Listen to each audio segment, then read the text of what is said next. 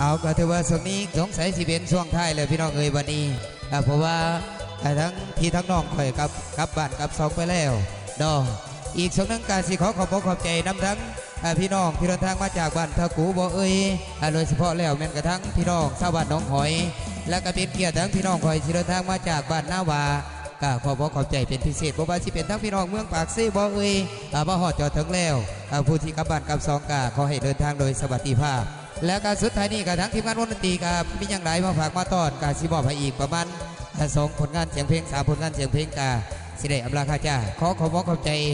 นำทั้งผู้ที่อยู่เบื้องหลังของทั้งทีมงานวงดนตรีเบาคำสิงดอโดยเฉพาะแล้วกับทั้งอาจารย์กีบุญยังกับผู้น้อยเมืองมุนและก็ขอบใจนำทั้งผู้ที่ให้ความอุปถัมภ์คำสู้ผู้นำทีมงานวงดนตรีเบาคำสิงแก้วสีทั้งเบาคำสิงแก้วสีบุรีก็ขอบใจเป็นพิเศษแล้วก็ตีตำรวจทั้งน้องสาวน้อยหลวงมานี่แล้วก็พบด้วยทั้งอันปลาจอดเจนางข่อยพิเศษนี่ลืมบ่ได้แม่นทั้งสปอนเซอร์ใหญ่ทั้งเจดมข่อยเด้อแล้วก็ตีตามด้วยทั้งเสียยอดวัวสัตว์เนาะเอาสุดท้ายนี้กาซิมอบให้เป็นเสียงเพลงเสียงรำและกาซิมอบให้ทั้ง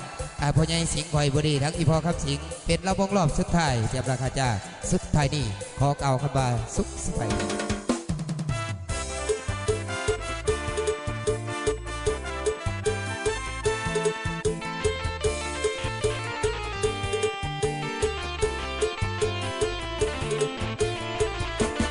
เสียงเพลงบรรเลงจากหัวใจจริงจากว่าวคำเสียงพ้องเพลงเป็นหอบสุดท้ายที่เป็นความหมายไปจะจากลาไปความหักบ่อยากจากไกลแต่หัวใจยังอยู่กับน้ำเสียงโง่เสียงออกเมียทักแฟนเพลงเสนอขอเพลงนำว่าคำจริงนี่ตาวันนี้ขอจากทั้งดวงและกลับบ้านคนเดินดวงตาปีหน้าบุญมีพบไปเสียงลำเสียงออกสรุปก่อนไกลแล้วขอห้วยใสให้อยู่ดีเถิดนาว่าวคำจริงลอยขอห้วยพรในทั้งดวงและให้อยู่คู่เดียนคู่ฟ้านี่จะทาลำรวยเงินทองขอลา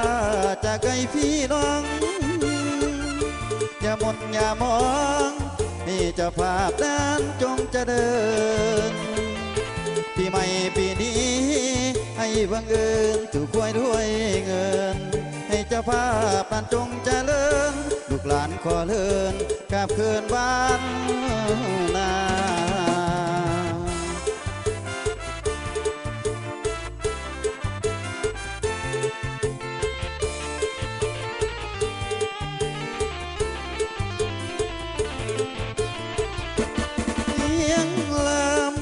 เสียงออกสรุปก่อนไกล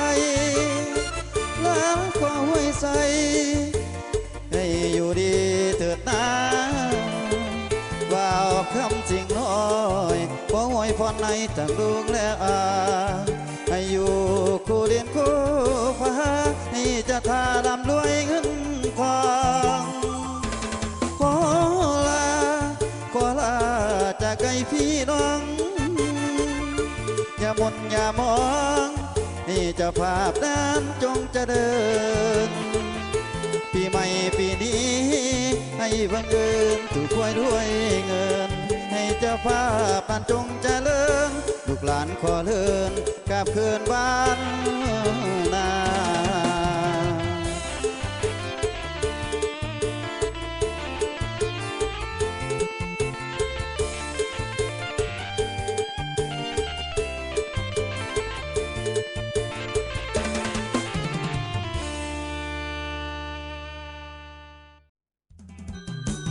เอาก็ถือว่าช่วงนี้สงสัยสิเป็นช่วงท้ายเลยพี่น้องเอ๋ยวันนี้